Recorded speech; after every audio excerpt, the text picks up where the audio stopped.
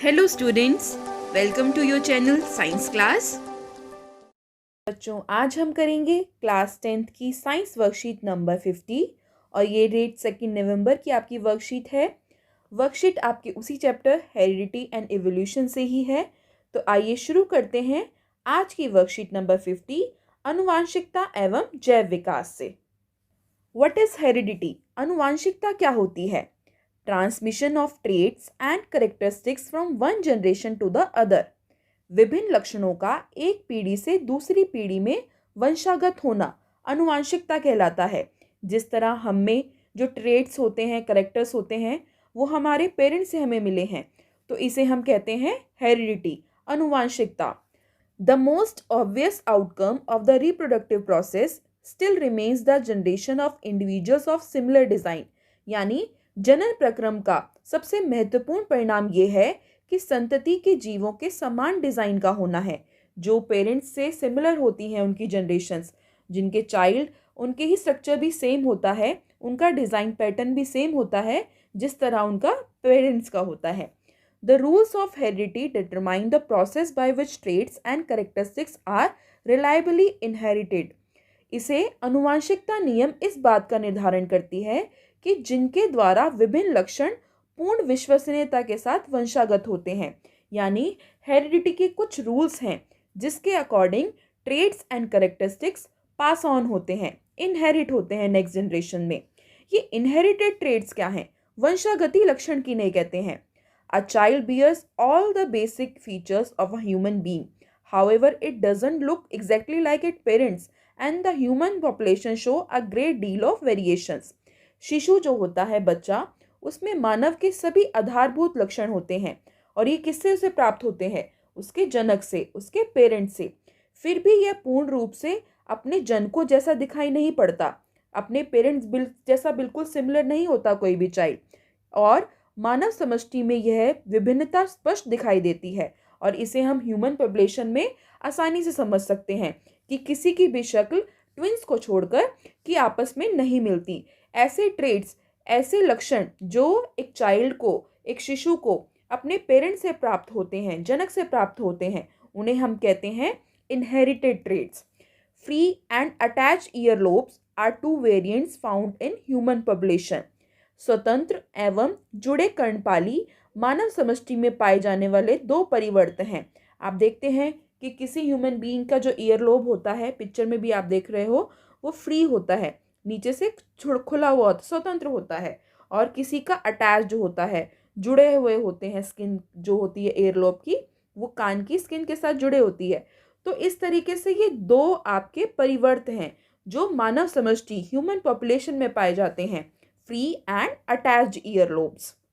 Father of genetics, आनुवांशिकता के जनक किन्हें कहा जाता है? ये कहा जाता है जॉर्ज जॉन मेंडल को। या आप शॉर्ट में बोल सकते हैं कि Mendel is the father of genetics. इन्हें हम आनुवांशिकता के जनक कहते हैं। क्यों कहते हैं, आइए समझते हैं। मेंडल ने अपना एक एक्सपेरिमेंट किया था जिससे इन्होंने पी प्लांट, जो गार्डन पी होती है, मटर का पौधा, इसके लिए उन्होंने चूज किया था।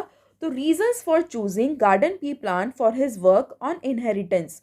आनुवांशिक पी पर अपने कार्य के लिए मटर के पौधे का ही चुनाव क्यों किया मेंडल ने? तो कुछ कारण हैं। हम पहले समझते हैं कि Mendel used a number of contrasting visible characters of garden peas. मटर का पौधा होता है, उसमें अनेक विप्रयासी, विकल्पी लक्षण दिखते हैं, और इसी का अध्ययन मेंडल ने इनहेरिटेंस की लॉ, आनुवांशिकी का नियम निकालने के लिए किया था। गार्डन पी जो होती है, मटर, उसका साइंटिफिक नेम होता है पाइसम सैटिवम। तो आपसे क्वेश्चन भी पूछा गया है, आप इसे ध्यान रखेंगे कि मटर का नाम होता है Pisum sativum. He chose garden pea as his experiment material because of, जो स्थूल रूप से इन्हें दिख रहे थे ये लक्षण, तो मेंडल ने मटर के पौधे का ही क्यों चयन किया? क्योंकि निम्नलिखित गुण के कारण उन्होंने ऐसा किया। First, availability of detectable contrasting traits of several characters. मटर के पौधे में विप्रयासी जो विकल्पी लक्षण थे वो स्थूल रूप से, आमतौर पे मोटे रूप से ही दिखाई दे रहे थे, बाहर से ही नजर आ रहे थे। Second, short life span of the plant. इनका जीवन काल छोटा होता है तो जल्दी ग्रो हो सकता है, उसकी स्टडी करना इजी हो जाएगा जितना जल्दी प्लांट ग्रो करेगा, और शॉर्ट लाइफ स्पैन होता है। Third, normally allow self fertilization but cross fertilization can also be carried out. इनमें सामान्यतः जो होता है स्वपरागण होता है, परंतु कृत्रिम तरीके से भी पर परागण कराया जा सकता है। तो ये भी एक अच्छा लक्षण है मटर के पौधे का। Fourth, large number of seeds produce. एक ही पीढ़ी में अनेक बीज बनते हैं। जिस तरीके से हम वेरिएशंस जो इनहेरिटेंस की लॉ है तो आराम से स्टडी कर सकते हैं कि क्या विभिन्नता है विभिन्न बीजों में। तो ये 4 कारण हैं जिसके कारण मेंडल ने पी प्लांट को, मटर के पौधे को अपने एक्सपेरिमेंट के लिए चूज किया था। Rules for the inheritance of traits, Mendel's contributions. लक्षणों की वंशागति के नियम और मेंडल का योगदान। The rules for inheritance of such traits in human beings are related to the fact that both the father and the mother contribute practically equal amounts of genetic material to the child. जो मानव में लक्षणों की वंशागति होती है वो उसका नियम इस बात पर आधारित करता है कि माता एवं पिता दोनों ही समान मात्रा में अनुवांशिक पदार्थ को संतति यानी शिशु में स्थानांतरित करते हैं। चाइल्ड में कुछ ट्रेट्स मदर से आते हैं और कुछ ट्रेट्स फादर से आते हैं। जिस तरह आप पिक्चर में देख रहे हो कि फादर की बिग नोज है और मदर की जो आईब्रोज हैं वो बहुत बुशी हैं, तो चाइल्ड का ये बनना स्वाभाविक है कि सन को बिग नोज मिले और बुशी आईब्रोज मिले, यानी कि एक ट्रेट उसका फादर से आ गया और एक ट्रेट उसका मदर से आ गया। ये नेचुरल है। This means that each trait can be influenced by both paternal and maternal DNA. इसका अर्थ यह हुआ कि प्रत्येक लक्षण पिता और माता के डीएनए से प्रभावित हो सकते हैं। Thus for each trait there will be 2 versions in each child. अतः प्रत्येक लक्षण के लिए प्रत्येक संतति यानी प्रत्येक शिशु में 2 विकल्प होंगे, या तो वो मदर से लेगा या फिर फादर से लेगा। तो इस तरीके से rules for the inheritance of traits work करता है। आपको वर्कशीट में ये 7 कॉन्ट्रास्टिंग कैरेक्टर्स जो गार्डन पी प्लांट में मेंडल को नजर आए, जो उसने ऑब्जर्व किए, मटर के पौधे के 7 विप्रयासी या विकल्पी लक्षण जो स्थूल रूप से मोटे तौर पे दिखाई दे जाते हैं, ये आपको इस टेबल में दिखाया हुआ है।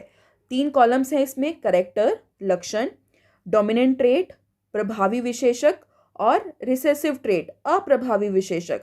डोमिनेंट ट्रेट यानी कि जो नजर आया और रिसेसिव ट्रेट जो दब गया, जिसका प्रभाव नहीं नजर आया, उसे हम अप्रभावी विशेषक कहते हैं। फर्स्ट कैरेक्टर अगर हम लें सीड शेप, तो 2 उसकी पॉसिबिलिटीज हैं, या तो वो राउंड होगा या रिंकल्ड होगा, गोल और झुर्रीदार। सेकंड सीड कलर, या येलो या फिर ग्रीन, पीला और हरा। जो आप प्रभावी विशेषक डोमिनेंट ट्रेट देख रहे हैं ये नजर आए ये ट्रेट्स, इसलिए इन्हें हम डोमिनेंट प्रभावी कह रहे हैं। और जो रिसेसिव हैं अप्रभावी, ये छुप गए, ये नजर नहीं आए, किसी किसी जनरेशन में नजर आए। थर्ड फ्लावर कलर, वायलेट हो सकता है या फिर वाइट। फूल का रंग बैंगनी और सफ़ेद। ये सभी 7 कैरेक्टर मटर के पौधे के लिए हैं। फोर्थ फ्लावर पोजीशन, एक्सियल और टर्मिनल। फूल की स्थिति कहाँ हो सकती है, अक्षीय या फिर अंत्य पर। फिफ्थ पॉड शेप, जो फली का आकार होगा मटर का, वो इन्फ्लेटेड या फिर कॉन्स्ट्रिक्टेड, फूली हुई हो सकती है या फिर सिकुड़ी हुई हो सकती है। सिक्स्थ पॉड कलर, फली का रंग कैसा हो सकता है, ग्रीन और येलो, हरा और पीला।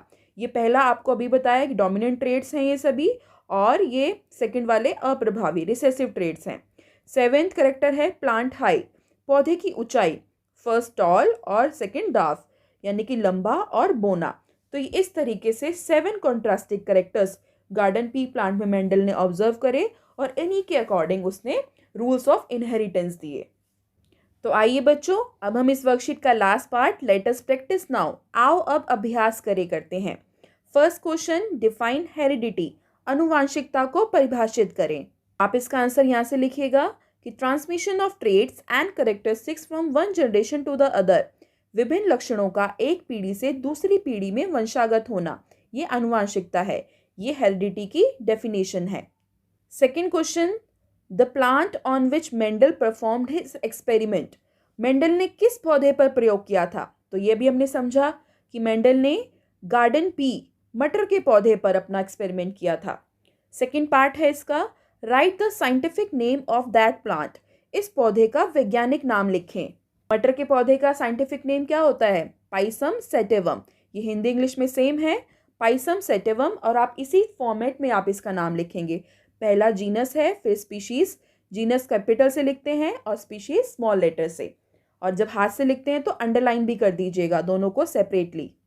Third question, name any two variants found in human population. मानव समष्टि में पाए जाने वाले कोई दो परिवर्तों के नाम बताइए। इसका आंसर आप ये लिखेंगे कि free and attached earlobes are two variants found in human population. स्वतंत्र एवं जुड़े कर्णपाली मानव समष्टि में पाए जाने वाले दो परिवर्त हैं।